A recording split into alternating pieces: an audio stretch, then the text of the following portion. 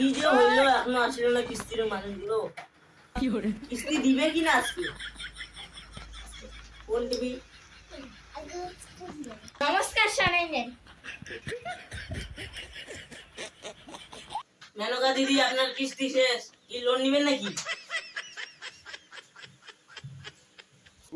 হ্যাঁ sir loan তো নিব কিস্তি আর কমে দিলে নিব কত ঠিক আছে আপনাকে দিদি দিদি আপনার কিস্তি কোথায় স্যার আমার তো কিস্তি নাই স্যার কেন কিস্তি নাই মুকেশ আম্বানিকে ফোন করছি স্যার কিস্তির টাকা বলে পাঠাবে অনলাইনে এখনো পাঠায় নাই স্যার মুকেশ আম্বানি কি আপনার বাপ হয় হ্যাঁ স্যার আমার বাবা হচ্ছে মা দুইটা তো ওই জন্য কিরকম চলন রে ভাই নাই স্যার কিস্তি নাই কেন কিস্তি নাই কাজ নাই স্যার কি খাবো কিস্তি থেকে দিব কিস্তি নাই একটা ভালো অফার দিব কচুর গাছে ফাঁসি দিন টাকা শোধ দিবেন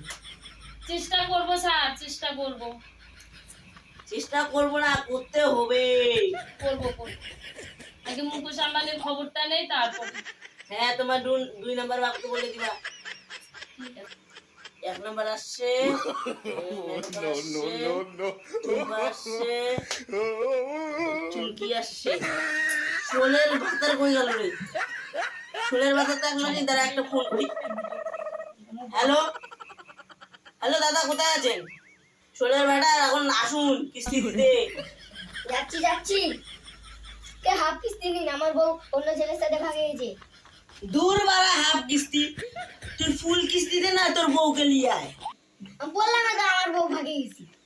তোর বউ ভাগুক বা না ভাগুক কিস্তিটা তো দিতেই হবে না বউ আর বাচ্চা পাবি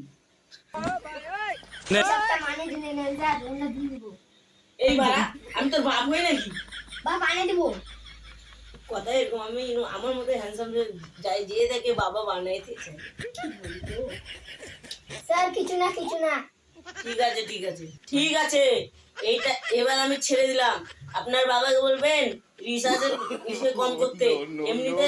কত বাড়াই দিছে জানেন কত লস হয়ে গেছে উপর থেকে কিস্তি দিবে না তার মধ্যে রিচার্জ বাড়াই দিচ্ছে টুম্পা দিদি কই আপনার মুকেশ আম্বানির বাবা কই